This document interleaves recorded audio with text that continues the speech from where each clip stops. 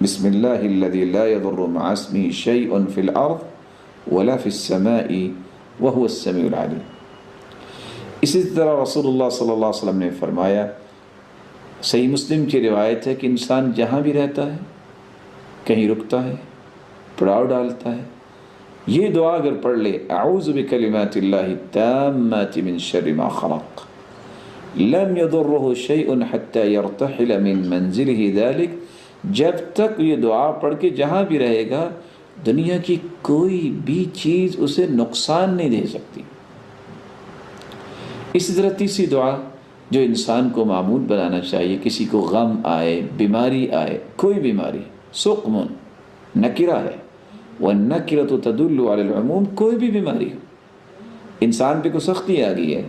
کسی فکر میں مبتلا ہے، تو یہ دعا پڑھ لے، اللہ اللہ ربی